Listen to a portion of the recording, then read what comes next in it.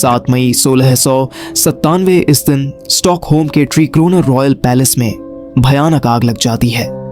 कहते हैं कि इस घटना में करीब 24,000 किताबें और 1,000 से ज्यादा मैन्यूस्क्रिप्ट्स जलकर राख हो गई थीं, जिससे यहाँ की रॉयल लाइब्रेरी को बहुत ज्यादा नुकसान हुआ था। पर एक किताब ऐसी भी थी जिसका इतनी भीषण आग बाल भी बाका नहीं कर पाई, क्योंकि इसको समय रहते हुए खिड़की से नीचे फेंक दिया गया था। और यह किताब इतनी विशालकाय थी कि इसने नीचे खड़े एक इंसान को घायल भी कर दिया था। मैं बात कर रहा हूं कोडेक्स गगास की, जिसे डेविल्स बाइबल भी कहा जाता है। कोई नहीं जानता था कि उस ट्रीक्रोनर रॉयल पैलेस में आखिर आग कैसी लगी थी, पर एक्सपर्ट्स की माने तो इसका रीजन खुद यह बुक कोडेक्स गगास ही थी। इतिहास में यह जिसके पास भी आई उसके साथ कुछ ना कुछ बुरा जरूर हुआ, और इसीलिए इसे दुनिया की मोस्ट डेंजरस बुक भी कहा जाता है। लेकिन डिस्कगास की जर्नी से ज्यादा खतरनाक इसका ओरिजिन रहा है। हमारी कहानी शुरू होती है अर्ली 13th सेंचुरी के किंगडम ऑफ बोहेमिया में, जहां पटला जाइस नाम की एक जगह पर एक बेनेडिक्टाइन मोनेस्ट्री हुआ करती थी। आपको बता दूं कि ये रीजन आज के चेक रिपब्लिक में आता है, जहां रहने वाले एक मंक हरमन रक्ल उस एक दिन मोनेस्ट्री के रूल्स को ब्रेक कर देते हैं, जिसके बाद उन्हें जिंदा दीवार में चुनवा की सजा दी जाती है। अब जब हरमन को यह सजा हो रही होती है और वह दया के लिए गिड़गिड़ा रहा होता है, तब मोनेस्ट्री के हेड मॉन्क उनके सामने ऑफर रखते हैं। हेड मंक का ऑफर था कि अगर हरमन को जिंदा बचना है तो उन्हें एक रात में एक ऐसी बुक लिखनी होगी जिसमें दुनिया का पूरा ज्ञान हो, जो प्रैक्टिकली एक इम्पॉसिबल टास्क था। पर हरमन के सामने अपनी जान बचाने के लिए इसके अलावा कोई भी ऑप्शन नहीं था, जिसके बाद हरमन भी अपनी बुक लिखना शुरू कर देते हैं।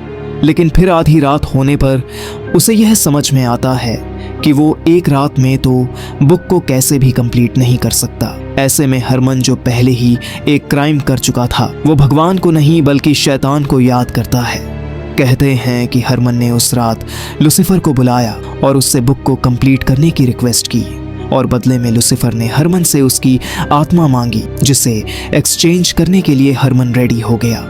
शैतान लूसीफर पूरी रात उस बुक को लिखता है और सुबह होने से पहले हरमन को वो बुक सौंप देता है, जिसके बदले वो हरमन की आत्मा लेता है और हरमन की भी मौत हो जाती है। सुबह जब हेडमॉन्क हरमन के पास पहुंचते हैं तो वह हैरान रह जाते हैं, क्योंकि हरमन के सामने 160 पाउंड्स यानी करीब 72 किलोग्राम भारी एक किताब रखी हुई थी, जिसके पेज कागज के नहीं बल्कि गाय के बछड़े और डोंकी के स्किन के बने हुए थे। यह बुक करीब 36 इंचों यानी कि 3 फुट लंबी थी, जिसमें जगह जगह पर खूबसूरत इलस्ट्रेशंस भी बनी हुई थी।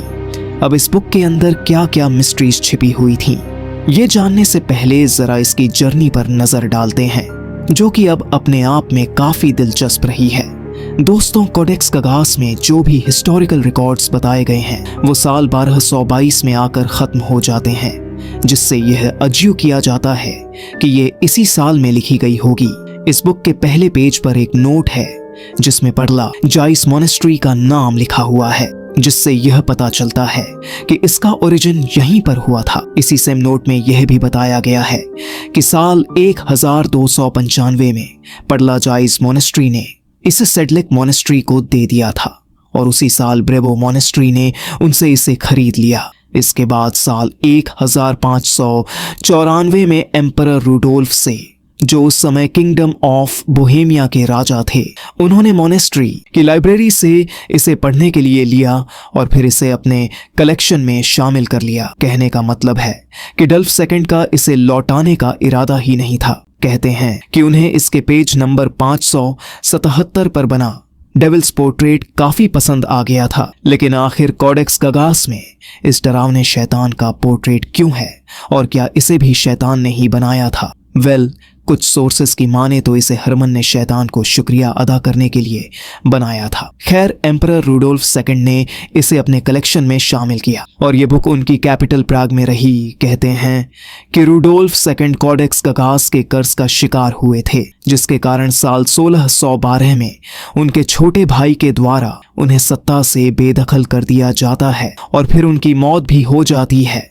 हालांकि ये रुडोल्फ सेकंड की मौत के बाद भी कुछ साल और प्राग में ही रहती है, लेकिन फिर 1618 से 1648 के बीच यूरोप में 30 ईयर्स वॉर होते हैं, जिसके अंत में स्वीडन के आर्मी इसे लूटकर अपने देश में ले आती है। साल 1649 में इसे स्टॉकहोम की रॉयल स्वीडिश लाइब्रेरी में रख दिया जाता है, जो कि क्वीन क्रिस्टीना का पर्सनल कलेक्शन था।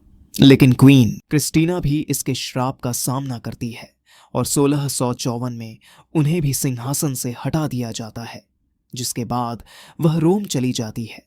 कहते हैं कि वह अपने साथ अपनी बुक्स और मैन्यूस्क्रिप्ट्स का पूरा कलेक्शन लेकर गई थी, लेकिन कोडेक्स गगास को वहीं पर छोड़कर चली गई थी। जिसके बाद साल 1697 में वो इंसिडेंट होता है जिसका जिक्र मैंने वीडियो की शुरुआत में ही किया था। स्टॉकहोम का ट्री क्रोनर पैलेस, जहां ये रॉयल लाइब्रेरी बनी हुई थी, न उसे आग के कारण खासा नुकसान झेलना पड़ा, लेकिन कोडेक्स गगास को कोई भी नुकसान नहीं पहुंचता है।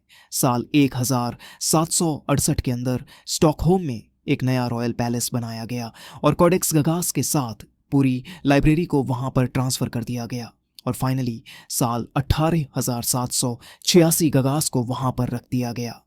आज भी यह बुक इसी नेशनल लाइब्रेरी ऑन स्वीडन के ट्रेजरी रूम में रखी हुई है और आप इसे देख भी सकते हो, हालांकि यहां आने वाले लोग इसे खोल ना सके। इसके लिए Codex Gigas as known as the Devil's Bible को एक क्लोज्ड कवर में रखा गया है। लेकिन आखिर इस किताब को डेविल्स बाइबल क्यों कहा जाता है और इसके अंदर ऐसा क्या है जो इसे इतना ज्यादा मिस्टीरियस बनाता है? वेल देखो, कोडेक्स गगास को डेविल्स बाइबल इसीलिए कहा जाता है क्योंकि इसमें लैटिन लैंग्वेज की पूरी बाइबल लिखी हुई है।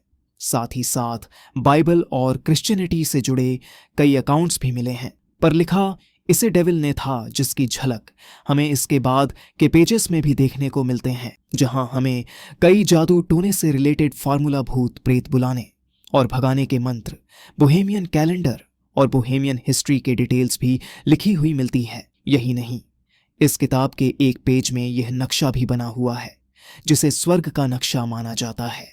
अगर आप इस फोटो को गौर से देखोगे तो स्वर्ग में किसी भी जीव को नहीं दिखाया गया है, जो कि काफी डिस्टर्बिंग फैक्ट है।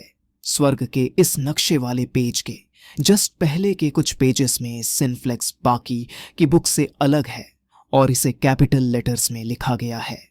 पूरे 5 पेजेस में हरमन ने अपने हर एक सिन को पूरी डिटेल में बताया है और उसके लिए माफी भी मांगी है।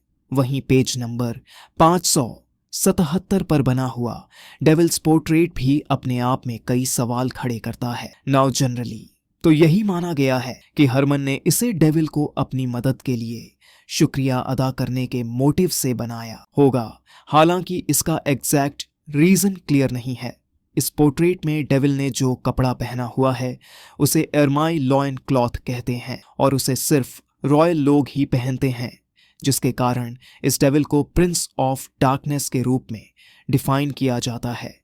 तो क्या इसे हरमन ने खुद लिखा था? दोस्तों, इस किताब के ज्यादातर पेजेस को खूबसूरत ढंग से सजाया गया है और इस पर कई इलस्ट्रेशंस देखने को मिलती हैं।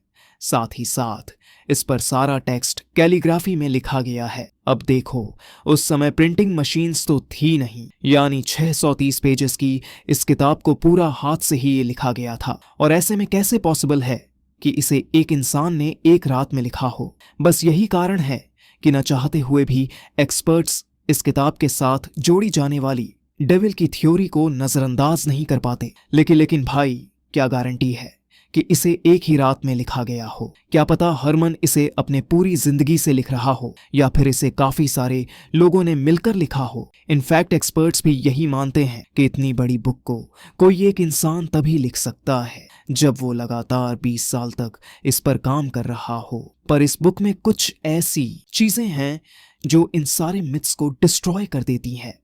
अगर आप इसके पन्नों पर गौर से नजर डालोगे ना, तो पहले पन्ने से लेकर आखिरी तक हैंडराइटिंग और इंक दोनों ही बिल्कुल भी चेंज नहीं होती है। अब अगर इसे काफी सारे लोगों ने मिलकर लिखा होता तो हैंडराइटिंग तो चेंज होना ऑब्वियस था, राइट? मतलब मैनी पर्सन 3 तो यहां पर कैंसल आउट हो जाती है। पर अगर किसी इंसान ने इसे 20 से 25 सालों तक लिखा होगा तो एज और टाइम के साथ उसकी हैंडराइटिंग तो जरूर बदली होगी। अब देखो, सिंपल सी बात है कि आपकी जो हैंडराइटिंग 9th या 10वीं क्लास में रही होगी, वैसी सेम हैंडराइटिंग आपकी आज तो नहीं हो सकती। समय के साथ साथ एक इंसान के हैंडराइटिंग में थोड़े बहुत चेंजेस आते रहते हैं। हैरानी की बात यह है कि इस बुक में कोई भी एरर नहीं है। एक लेटर को लिखने का स्टाइल भी हर जगह एग्जैक्टली सेम है, जैसा कि हमें एक मॉडर्न प्रिंटेड बुक में नजर आता है। इन सभी बातों को सुनने के बाद यह शक और भी पुख्ता हो जाता है कि हो ना हो इसे किसी इविल पावर ने ही लिखा है, क्योंकि इसे जिस तरह लिखा गया है ना वो ह्यूमन कैपेबिलिटीज के बाहर की बात है। ऐसी कई सारी कहानियां भी हैं जो आपको हैरान कर देगी। साल 18,581 करोड़ काम करते करते लाइब्रेरी के अंदर ही सो जाता है। वो उस लाइब्रेरी के अंदर ही रह जाता है और लाइब्रेरी को बंद कर दिया जाता है। रात के समय जब उसकी नींद खुलती है तो लाइब्रेरी के अंदर उसने जो नज़ारा देखा वो किसी को भी डराने के लिए काफी था। उसने देखा कि लाइब्रेरी के बुक्स शेल्फ से नीचे उतर रही है और हवा में उड़ती हुई डांस कर रही है। इसके बाद सारी बुक्स कोडेक्स गगास को घेर लेती है और फिर कोडेक्स गगास भी अपने कवर में से निकलकर इन बुक्स के साथ डांस करने लगती है। सुबह जब लाइब्रेरी के स्टाफ ने दरवाजा खोला तब वो केयर टेकर एक टेबल के नीचे छिपा हुआ था और डर के मारे कांप रहा था। उस दिन के बाद से उस केयर टेकर की मेंटल हेल्थ बिगड़ गई और उसे पागल खाने में एडमिट कराया गया। वैसे कि आप जानते हैं कि आज हम जिस कोडेक्स सिकास को देखते हैं वो अपने ओरिजिनल फॉर्म में नहीं है, बल्कि इसके 10 पेजेस मिसिंग है। लेकिन आखिर यह गए कहां? कुछ लोग मानते हैं कि इन 10 पेजेस में कोई ना कोई गलती होगी जिसके कारण इसे बुक से अलग कर दिया गया था। कुछ लोग मानते हैं कि इन मिसिंग पेजेस को इसीलिए अलग किया गया क्योंकि इसमें शैतान को बुलाने की प्रेयर्स लिखी हुई थी। बहुत से स्कॉलर्स ये भी मानते हैं कि इन मिसिंग पेजेस में वही मियाँ की बेनेडिक्टाइन मॉनेस्ट्री के रूल्स लिखे हुए थे। हालांकि इस बुक के पेजेस के साइज को देखते हुए नहीं लगता कि इतने सारे पेजेस